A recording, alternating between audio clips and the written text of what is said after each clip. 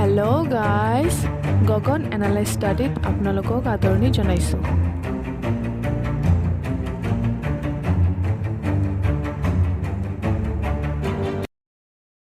আজিৰ টপিক হৈছে এভাৰেজৰ part 2। Part 1ত আমি অতি সুন্দৰভাৱে কিছুমান ট্ৰিক শিকিলোঁ। ট্ৰিকৰ দ্বাৰা আপোনালোকে 1 ছেকেণ্ডত 2 ছেকেণ্ডতে আপোনালোকে এনচাৰ ফাইণ্ড আউট কৰিবলৈ সক্ষম হৈছে। এতিয়া পাৰ্ট 2ত আমি শিকিম এটা নতুন কনচেপ্ট, যিটো কনচেপ্ট প্ৰিভিয়াছ ইয়াৰৰ ভিত্তিতে হয়। ঠিক আছে, যিবিলাক কুৱেশ্যন আগে পিছে আহি আছে সেই ভিত্তিত এটা কনচেপ্ট। লাৰ্জেষ্ট নাম্বাৰ অৰ্থাৎ ডাঙৰ সংখ্যা আমি কেনেকৈ ফাইণ্ড আউট কৰিম, তাৰপিছত স্মলেষ্ট নাম্বাৰ অৰ্থাৎ সৰু সংখ্যা আমি কেনেকৈ ফাইণ্ড আউট কৰিম, আৰু ডিফাৰেঞ্চ কেনেকৈ আমি ফাইণ্ড আউট কৰিম যদি সংখ্যাবিলাক অড হয়। এতিয়া চোৱা, ডাঙৰ সংখ্যা যদি ফাইণ্ড আউট কৰিব লাগে তেতিয়াহ'লে সূত্ৰ হৈছে এইটো, এভাৰেজ প্লাছ আমি কি কৰিব লাগে, যিটো এন থাকিব এনটো আমি -1 কৰিব লাগে, আৰু স্মলেষ্ট নাম্বাৰ এভাৰেজ থাকিব যিটো এন থাকিব এনটো আমি কি কৰিব লাগিব, মাইনাছ কৰিব, দুইটাই। ডিফাৰেঞ্চত কি কৰিব লাগিব, 2 × n-1। ঠিক আছে, কুৱেশ্যনৰ সহায়ত বলা আমি বুজোঁ। কুৱেশ্যনটো হৈছে 9টা ক্ৰমাগত অযুগ্ম সংখ্যাৰ গড় দিয়া আছে 53। ঠিক আছে, তেন্তে সৰু অযুগ্ম সংখ্যাটো কি হ'ব? আমি ইয়াত পাইছিলোঁ সৰু সংখ্যা ফাইণ্ড আউট কৰিবলৈ কি কৰিব লাগিব, এভাৰেজৰ পৰা মাইনাছ কৰিব লাগিব n-1। এভাৰেজ কিমান আছে ইয়াত চোৱা, সংখ্যা গড় দিয়া আছে 53, অৰ্থাৎ আমি কি কৰিম, 53 লৈ ল'ম। ইয়াত 53 লৈ লৈছোঁ। 53 তাৰপিছত কি দিছে, মাইনাছ কৰিম, আমি মাইনাছ কৰিম n দিছে। n মানে কিমান, 9টা বুলি কৈছে। 9টা বুলি কোৱাৰ লগে লগে গম পাই গৈছোঁ আমি 9টা সংখ্যাই আছে, সংখ্যাৰ পৰিমাণ তো 9। তাৰপিছত কি দিছে, আকৌ -1। এই দুইটা কি দিছে ব্ৰেকেটৰ ভিতৰত, অৰ্থাৎ 53 মাইনাছ কি হ'ব, 8 হ'ব, হয়নে? এতিয়া 53 - 8 সমান কিমান হৈ যাব, 45 হৈ যাব ইয়াৰ সৰু অযুগ্ম সংখ্যাটো। সৰু অযুগ্ম সংখ্যাটো আমি পাই গ'লোঁ 45, এইটো হৈ গৈছে এনচাৰ। ঠিক আছে, এতিয়া এইটোক তোমালোক বেলেগ কৰিব পাৰা যে 53 মাইনাছ ডাইৰেক্ট এইটো কৰি দিব পাৰা। ঠিক আছে, কাৰণ ইয়াত দিয়া আছে n-1, n-1 মানে কিমান, 9ৰ পৰা 1 মাইনাছ কৰিব লাগে, তো ডাইৰেক্ট ইয়াত যদি 8 পাতি দিওঁ তথাপিও একে ওলাব এনচাৰ, হয়নে? 8 কৰি দিলোঁ। তাৰপিছত যদি এইটো কুৱেশ্যনতে কোৱা হয় যে সকলোতকৈ ডাঙৰ সংখ্যাটো কি হ'ব, ডাঙৰ সংখ্যাটো কি হ'ব, ডাঙৰ সংখ্যাৰ কাৰণে সূত্ৰ হৈছে এইটো, হয়নে? ডাঙৰ এভাৰেজ দিয়া আছিল 53 প্লাছ কৰি দিম আমি কিমান, 8 মানে কি আছিল, n-1, n আছিল 9, মাইনাছ কৰি দিছিলোঁ 1, তো 53 8 - 1 কিমান হৈ যাব, এইটো এটা। তাৰপিছত নেক্সট ধৰা দিছে তোমালোকৰ যে সকলোতকৈ ডিফাৰেঞ্চ কি হ'ব, ডিফাৰেঞ্চ এই সংখ্যাটোৰ এই অংকত ডিফাৰেঞ্চ কি হ'ব, ডিফাৰেঞ্চ কি পাইছিলোঁ, 2 × n-1, তো 2 দি দিছোঁ, n-1 কিমান পাইছিলোঁ, 8 পাইছিলোঁ, 8 × 2 = 16 হৈ যাব ইয়াৰ ডিফাৰেঞ্চ। ঠিক আছে, এইটো এটা নতুন কনচেপ্ট হয়, ইয়াৰ ওপৰত আগে পিছে বহুত কুৱেশ্যন হৈছে। আপোনালোকে এই ট্ৰিকবিলাক ধুনীয়াকৈ নোটছ কৰি ল'ব, আৰু যিসকলে পাৰ্ট 1 চোৱা নাই তেওঁলোকে ডিছক্ৰিপশ্যনত লিংক দিয়া আছে, তেওঁলোকে পাৰ্ট 1 চাই ল'ব। ঠিক আছে, লাইক এটা কৰি দিয়ক, লগতে ছাবস্ক্ৰাইব কৰি লওক চেনেলটো। ইয়াত কিছুমান কথা আপোনালোক জানিবলগীয়া আছে। জানিবলগীয়া হৈছে যে কেতিয়াবা ইয়াৰ ওপৰত কুৱেশ্যন হৈ যায়, মই যিখিনি প্ৰিভিয়াছ চালোঁ কুৱেশ্যন পেপাৰটো। ঠিক আছে, কেতিয়াবা হৈ যায় মুড মানে কি, বহুলোক মানে কি, বহুলোক বুলি ক'লে কি হৈ যায় যে মানে বেছি সংখ্যা কোনটো আছে, এনেকৈ আপোনালোকক এটা সংখ্যা চিৰিজ দি দিব যে ইয়াত বেছিকৈ সংখ্যা কিমান আছে, 1 2 3 5 এনেকৈ দিছে। ইয়াত চোৱা, বেছিকৈ 2 বেছিবাৰ আহি আছে, 2 এবাৰ আহিছে, ইয়াতো 2 আহিছে, ইয়াতো আহিছে 2, বাকী 3 আছে 2বাৰ, বাকী 4 আছে 2বাৰ। চ' যিটো সংখ্যা বেছিবাৰ আহিছে এইটোৱে হ'ব মুঠ, বহুলক। চ' ইয়াত এনচাৰ হৈ যাব 2। তাৰপিছত আছে মিন, মাধ্য, হয় কেনে? মাধ্য আমি অকণমান আগত পাৰ্ট 1ত ধুনীয়াকৈ শিকি আহিছোঁ। মাধ্য মানে কি, মাধ্য মানে গড় বুলি ভাবিব পাৰা তোমালোকে, অৰ্থাৎ এইটো সংখ্যা দি দিছে, ইয়াৰ গড় কি হৈ যাব, মাজৰ সংখ্যাটো 3 হৈ যাব, হয়নে? এইটো আমি ট্ৰিকত শিকিছিলোঁ, হয়নে? ট্ৰিকত শিকিছিলোঁ যে মাজৰ সংখ্যাটোৱে গড় হৈ যায়। বেছিকটো কি আছিল, সংখ্যাকেইটা যোগ কৰি সংখ্যাকেইটাৰ পৰিমাণ, হয়নে? সংখ্যাকেইটা যোগ কৰি সংখ্যাকেইটাৰ পৰিমাণ। তাৰপিছত চোৱা, মিডিয়াম বুলি আহি যায়, ইয়াত পাজল লাগি যায়, কেতিয়াবা মোৰে পাজল লাগি যায়। ঠিক আছে, মিডিয়ান মানে কি, মাধ্যমা মানে কি, সংখ্যা এটা চিৰিজ দি দিব, যেনেকৈ ইয়াত দিছে 1 2 3 2 5 3 2 এনেকৈ সংখ্যা দি দিব, ডাবলো দি দিব সংখ্যা, বোলে ইয়াৰ মাধ্যমা কি হ'ব, মাধ্যমা মানে কি, ডাইৰেক্ট মাজৰ সংখ্যাটো, এইটো এভাৰেজ নহয় কিন্তু। ঠিক আছে, মাজৰ সংখ্যাটো, ডাইৰেক্ট মাজৰ সংখ্যাটো। ইয়াত চোৱা, চিৰিজ চেম দিয়া আছিল বুলি আমি ডাইৰেক্ট দি দিছোঁ মাজৰ সংখ্যাটো, ইয়াত মাজৰ সংখ্যাটো হ'ব। ঠিক আছে, নেক্সট যেনেকৈ আৰু এটা লৈছোঁ এক্সাম্পল 2 3 4 5 ইয়াত চোৱা এইফালে আছিল তিনিটা সেইকাৰণে পাইছোঁ মাজৰ সংখ্যাটো 2 ইয়াত আছে 2 3 5 মাজত নাই কোনো এইফালেও দুটা আছে এইফালেও দুটা মাজত কিমান আছে 3.5 আছে নে নাই মাজত 3.5টো হ'ব মধ্যমা একেধৰণে ক'ব গ'লে ঘৰে হয়নে কিন্তু ইয়াৰ অকণমান বেলেগ কাৰণ কিয় বেলেগ কাৰণ কেতিয়াবা সংখ্যা বেলেগ দি দিব হয়নে যেনেকৈ ইয়াত সংখ্যা বেলেগ দি দিছে বা আৰু এইটোৰ বেছিক জানিব লাগিলে তেতিয়াহ'লে এইটো 3 আৰু 4 আছে নহয় এই দুইটাক একেলগে প্লাছ কৰি দিলোঁ 7 হৰণ কৰি দিলোঁ 3.5 এনচাৰ পাই গ'লোঁ এতিয়া বোলে তোমালোকক দি দিছে 3 8 9 তাৰপিছত 6 তাৰপিছত 7 তেতিয়া আমি মাজৰ সংখ্যাটোক যদি ধৰোঁ তেতিয়া এনচাৰ নহ'ব তেনেকুৱা ক্ষেত্ৰত কি কৰিবা তোমালোকে এনেকৈ দুটা তাৰপিছত কি এইটো হৈ যাব আমাৰ কি মধ্যমা হৈ যাব ইয়াতো প্লাছ মাইনাছৰ কোনো ধৰণৰ হেৰি নাই এইটো হৈ যাব মধ্যমা তেতিয়া যদি বোলে আকৌ এই সংখ্যাকেইটাৰ তোমালোকে সংখ্যাকেইটা যোগ কৰি বা যিটো আমি ট্ৰিক শিকাইছিলোঁ ইয়াৰ পৰা বিলৈকে কেনেকৈ গড় ফাইণ্ড আউট কৰে তেতিয়া যদি সেইটো কৰি দিয়ে তেতিয়াহ'লে সেই কিন্তু ভুল হৈ যাব মধ্যমা মানে ডাইৰেক্ট মাজৰ সংখ্যাটো ঠিক আছে তাৰপিছত ৰিচেণ্টলি হৈ যোৱা টেকনিকেলত যিটো এক্সাম হৈছিল সেই কুৱেশ্যনটোৰ ভিত্তিত আমি এটা কনচেপ্ট শিকোঁ ব'লা তেতিয়াহ'লে এইটো আমাৰ ক্লিয়াৰ হৈ যাব আসাম গভৰ্ণমেণ্ট যিমান জব আছে এইটো কনচেপ্টৰ ওপৰত বহুত বাৰ কুৱেশ্যন হৈছে যে 5টা সংখ্যাৰ গড় 10 যদি 5 সকলো সংখ্যাৰ পৰা বিয়োগ কৰা হয় ইয়াত দিছে বিয়োগ কেতিয়াবা দি দিয়ে যোগ কৰা হয় ঠিক আছে বিয়োগ কৰা হয় তেন্তে নতুন সংখ্যা কি হ'ব যদি এনেকুৱা ধৰণৰ কনচেপ্টত কুৱেশ্যন দিয়ে তেতিয়াহ'লে কি কৰিবা সংখ্যা আৰু যিটো এভাৰেজ দিছে এই দুইটাক প্ৰথমে তোমালোকে ইনটু কৰি ল'বা তো 5 ইনটু ইয়াত কি হ'ব 10 হা 5 ইনটু 10 ইকুৱেল কিমান হ'ব 10 5 গুণ 50 ঠিক আছে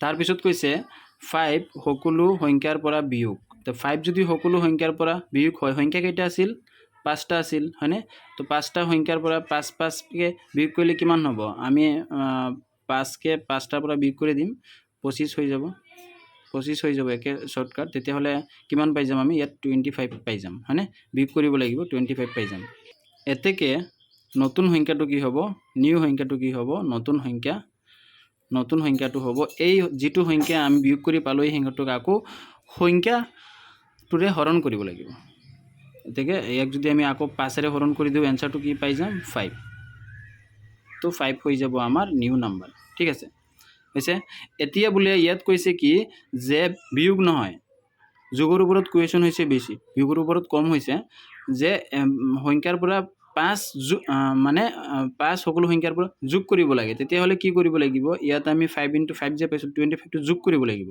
অৰ্থাৎ তেতিয়া মানটো কি হৈ যাব তেতিয়াৰ মানটো হৈ যাব ইয়াত 25 যোগ কৰিলে কি পাই যাম 75 হয়নে নহয় 50 আৰু 25 যোগ কৰিলে 75 তাৰপিছত 75ক নতুন সংখ্যা পাবলৈ 5ৰে যদি আমি হৰণ কৰোঁ তেতিয়া আমি নতুন সংখ্যাটো পাই যাম ঠিক আছে নতুন সংখ্যাটো কিমান পাম 5 দি এবাৰ যাব আৰু 2 5 5 গুণ 25 15 হ'ব নতুন সংখ্যা ঠিক আছে এইটো কনচেপ্ট বহুত ইম্পৰ্টেণ্ট হয় তোমালোকে ক্লিয়াৰ কৰি ল'বা তাৰপিছত আৰু ইয়াত নতুন কনচেপ্ট ইয়াৰ ওপৰতো আসাম গভৰ্ণমেণ্টৰ ফালৰ পৰা গ্ৰেড 3-4ত কুৱেশ্যন হৈছে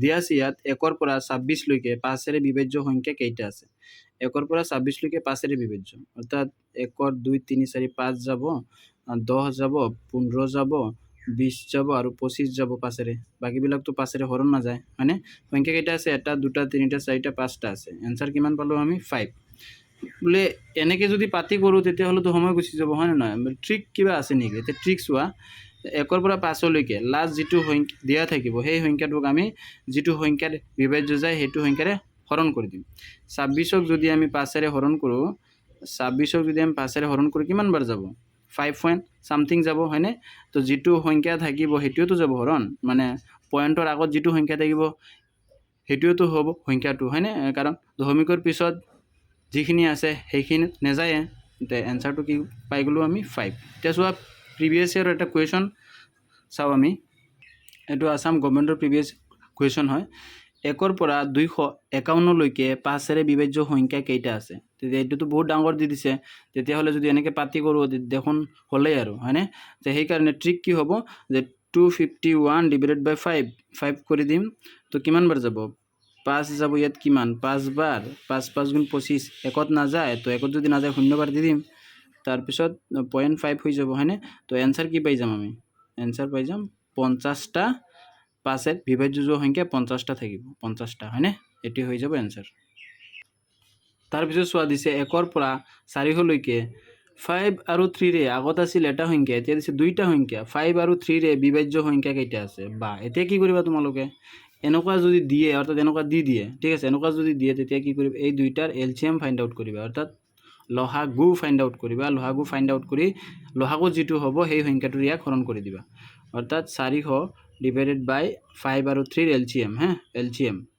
এলসিএম তো এলসিএম কি হ'ব 5 আৰু 3 5 আৰু 3 অযুগ্ম সংখ্যা হয় তো ডাইরেক্ট হৈ যাব 5 3 গুণ 15 15 হৈ যাব এলসিএম তো 400 ডিভাইডেড বাই 15 এটিও হৈ যাব ইয়াৰ এনসাৰ ঠিক আছে তো 400 যদি আমি ইয়াৰে হৰণ কৰো কিমান বাৰ যাব 15 ৰে 26 পয়েন্ট সামথিং ওলাব তো এনসারটো কি হৈ যাব 26 হৈ যাব ঠিক আছে এটো ইম্পর্টেন্ট এটো কনসেপ্টটো খুবই ইম্পর্টেন্ট হয় এইটো কনসেপ্টৰ ওপৰত আসাম পুলিশ কুৱেশ্যন হৈছে ঠিক আছে এইটো কনসেপ্টটো চোৱা দুটা সংখ্যাৰ গড় আছে 6 আৰু আন তিনিটা সংখ্যাৰ গড় আছে 2 তেন্তে পাঁচটা সংখ্যাৰ গড় কি হ'ব ইয়াত কৈছে দুটা সংখ্যা ইয়াত কৈছে তিনিটা সংখ্যা অৰ্থাৎ এই দুইটা সংখ্যা আৰু তিনিটা সংখ্যাৰ মিলি পাঁচটা সংখ্যা তে পাঁচটা সংখ্যাৰ গড় একেলগে কি হ'ব দুটা সংখ্যা যদি 6 হয় আৰু তিনিটা সংখ্যা যদি 2 হয় তেতিয়াহ'লে ইয়াত আমি কি কৰিম দুটা সংখ্যাৰ গড় মানে কি 2 * 6 সুধিছে হয়নে তাৰপিছত প্লাস কৰি দিম আমি তিনিটা সংখ্যাৰ গড় সুধিছে 2 অৰ্থাৎ 3 * 2 কৰি দিম আমি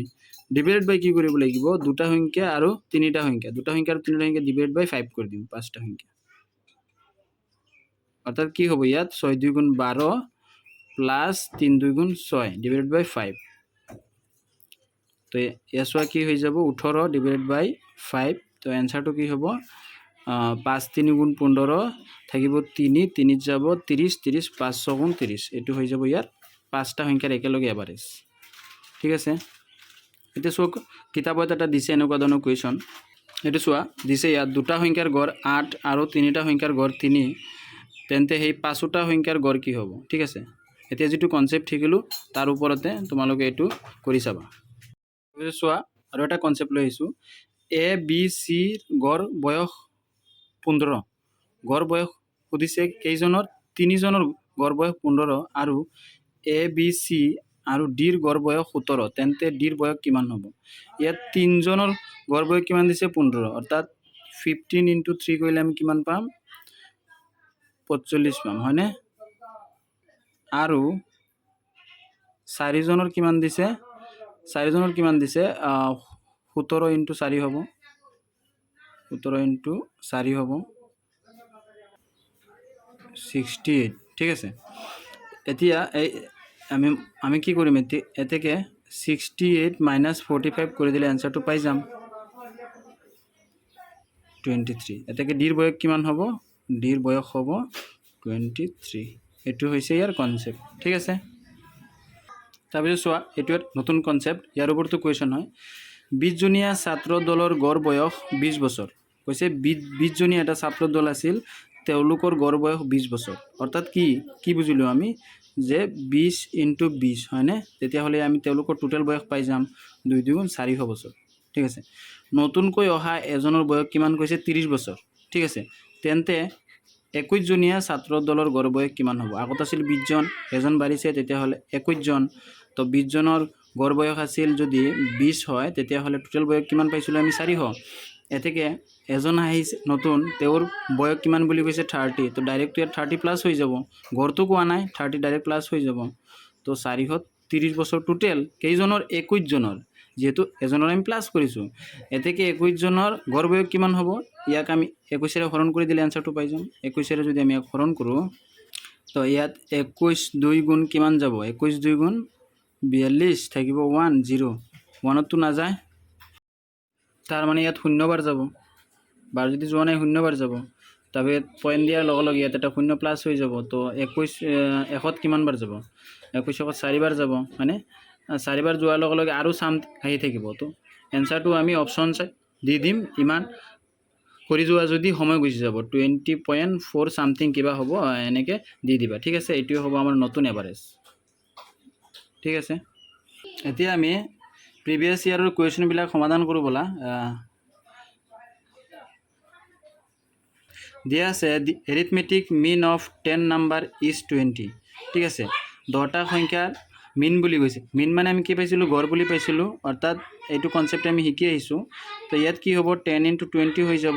10টা সংখ্যাৰ গড় যদি 20 হয়, তো অৰ্থাৎ 10 × 20 হৈ যাব। If 5 is subtracted from every number, যদি 5 সংখ্যাটো সকলো সংখ্যাৰ পৰা বিয়োগ কৰা হয়, তেন্তে what will be the new number, তেতিয়াহ'লে নতুন নাম্বাৰ কি হ'ব। তো ইয়াত আমি কি পাই গ'লোঁ, 200 পাই গ'লোঁ পূৰণ কৰি। আৰু 5 কি কৰিবলৈ দিছে, বিয়োগ কৰিব দিছে। সংখ্যা কেইটা আছিল, সংখ্যা আছিল 10টা। 10টা সংখ্যাৰ পৰা 5 বিয়োগ কৰিব দিছে, অৰ্থাৎ 5 × 10 হৈ যাব, অৰ্থাৎ কিমান হৈ যাব, 50 হৈ যাব বিয়োগ। তো আমি বিয়োগ কৰি দিলে কিমান পাম, 150। 150ক আমি এতিয়া হৰণ কৰিবলৈ কিহেৰে, সংখ্যাটো কিমান আছিল, সংখ্যা কেইটা আছিল, সংখ্যা আছিল 10টা, সংখ্যা আছিল 10টা। তো এই 10ৰে আমি হৰণ কৰি দিম, তো এই কেঞ্চেল হৈ যাব, 1 যাব 15ত 15 বাৰ, তো 15 হৈ যাব আমাৰ কাৰণে এনচাৰ। তাই answer option number B. Next কুৱেশ্যনটো আছে, এইটো আছে গ্ৰেড 4-ৰ, আগৰটো আছিল গ্ৰেড 3-ৰ। ঠিক আছে, ইয়াত আছে ইমান টকাৰ ইমানজনৰ গড় মান কিমান হ'ব। ঠিক আছে, এইটো তোমালোকে মোক কুৱেশ্যনটো এনচাৰ কৰি দিবা। এইটো সহজ হয়, এইটো দি এইটোৰে হৰণ কৰি দিবা, যিমান ওলায় এইটো হৈ যাব ইয়াৰ উত্তৰ। তাৰপিছত আছে এইটো সংখ্যা 11 আৰু 30-ৰ অন্তৰ্ভুক্ত স্বাভাৱিক সংখ্যাৰ যোগফল, সেইটো মই তোমালোকক ট্ৰিক দিছোঁ। সেই ট্ৰিকটো চাই তোমালোকে কৰি মোক এনচাৰটো নিশ্চিন্ত দিব পাৰা। আমি ট্ৰিকটো পাইছিলোঁ, এৰ পৰা বিলৈকে ক্ৰমাগত স্বাভাৱিক সংখ্যাৰ গড় first number plus last number. কিন্তু ইয়াত আমি শিকিছিলোঁ গড়হে শিকিছিলোঁ, হয়নে? কিন্তু কুৱেশ্যনত কি দিছে, কুৱেশ্যনত দিছে সংখ্যাৰ যোগফল উলিয়াব দিছে, আকৌ পাজল লগাই দিছে, হয়নে? যোগফলৰ কনচেপ্ট দেখোন আমি শিকাই নাই। চাইছা, এভাৰেজত মই বহুত কনচেপ্ট দিছোঁ, তাৰ উপৰিও এটা কনচেপ্ট নিউ ওলাই গৈছে। ঠিক আছে, এনেকুৱা ধৰণৰ কনচেপ্ট আৰু কেইটামান চাগে আছে, মই পাৰ্ট 3 লৈ আহিবলৈ চেষ্টা কৰিম। এতিয়া চোৱা, যোগফলৰ যদি ট্ৰিকটো আছিল, যোগফলৰ ট্ৰিকটো মই চাগে দিয়া নাই। যোগফলত যদি ফাইণ্ড আউট কৰিব দিয়ে যে অমুক সংখ্যাৰ পৰা অমুক সংখ্যালৈ যোগফল, তেতিয়াহ'লে n/2 কৰিবা, ইনটু কৰিবা, ইনটু কি কৰিবা, ফাৰ্ষ্ট নাম্বাৰ আৰু ছেকেণ্ড নাম্বাৰে যোগ কৰি দিবা, ফাৰ্ষ্ট নং প্লাছ ছেকেণ্ড নং। ঠিক আছে, তেতিয়াহ'লে সংখ্যাটো আমি পাই যাম। এতিয়া হেৰি কি হ'ব, এন কি হ'ব, এন হ'ব ইয়াৰ পৰা ইয়ালৈকে সংখ্যা কিমানটা আছে সেইটো চোৱা। ইয়াত কি কৈছে, অন্তৰ্ভুক্ত মানে কি, ইনক্লুডিং 11 আৰু 13 এই সংখ্যাকেইটাক ধৰি। ঠিক আছে, তে ইনক্লুডিং বুলি কোৱাৰ লগে লগে যেতিয়া ক'ব, তেতিয়া আমি মেক্সিমাম সংখ্যা যিটো আছিল 30 আছিল, 31-ৰ পৰা 11 মাইনাছ কৰি দিম, তেতিয়া আমি এন পাই যাম 20, মানে 11 আৰু 30-ৰ মাজত 20টা সংখ্যা আছে। ঠিক আছে, সেইটোৱে হৈছে আমাৰ বাবে এন। ঠিক আছে, তে এন কি হ'ব, এন হ'ব 20/2 ইনটু প্ৰথম সংখ্যা কি 11 আৰু নেক্সট সংখ্যা কি আছে, এইটো ইনটু নহয় দেই, এইটো প্লাছ কি আছে, নেক্সট সংখ্যা আছে 30। ঠিক আছে, তো ইয়াত আহি যাব ইয়াক 10 বাৰ, আৰু ইয়াত ইনটু এইফালে আহি যাব 41। তো এইটো কৰিলে কি হ'ব, 410। ঠিক আছে, এনচাৰটো 410। ইয়াত চোৱা আছেনে নাই 410, এনচাৰ বি। এনচাৰ বি হৈছে 410, এইটোও হ'ব আমাৰ শুদ্ধ উত্তৰ। যোগফল যদি ফাইণ্ড আউট কৰিব দিয়ে, তেতিয়াহ'লে ট্ৰিক লিখি লোৱা, n/2 first number plus second number. ঠিক আছে, আকৌ আহিছে গ্ৰেড 4-ত, DSS গ্ৰেড 4-ত আহিছে এগেইন, 1-ৰ পৰা 100লৈকে 9 কেইবাৰ আছে। এইটো এটা সংখ্যা পদ্ধতিত গুচি যায়, এইটো একচুৱেল এভাৰেজ নপৰে, তথাপিও মই ইয়াত লিখি লৈছোঁ। 1-ৰ পৰা 100লৈকে 9 কেইবাৰ আছে, যে 1-ৰ পৰা 100লৈকে 9 কেইবাৰ আছে। দৰাচলতে সচৰাচৰ কেইবাৰ, 10 বাৰ আছে, কিন্তু 90 চোৱা, 90টো আছে কেইবাৰ, 90। এতিয়া ছাপ'জ ইয়াৰ পৰা চোৱা, এবাৰ হ'ব 9, এবাৰ হ'ব কি 19, আৰু এবাৰ হ'ব 29, এবাৰ হ'ব 39, গোটেইখিনিতে 9 আছে। এনেকৈ গৈ গৈ আমি কেইবাৰ পাই যাম, 10 বাৰ পাই যাম। কিন্তু নহয়, 90ৰ পৰা চোৱা, ইয়াত এবাৰ আছে, 91 আছে এনেকৈ 2 বাৰ, 92 আছে এনেকৈ, 93 আছে এনেকৈ, হয়নে, 94 আছে এনেকৈ, 99ত কিন্তু 2 বাৰ আছে আকৌ, হয়নে। চ' টোটেল পাই যাম কেইবাৰ, গম পালোঁ আমি, টোটেল পাই যাম 20 বাৰ। তো এনচাৰটো কি হ'ব আমাৰ কাৰণে 20। ঠিক আছে, তাৰপিছত আছাম পুলিচত দিছে যে গড় হিচাপত 5জন মানুহৰ দৰমহা 600 টকা।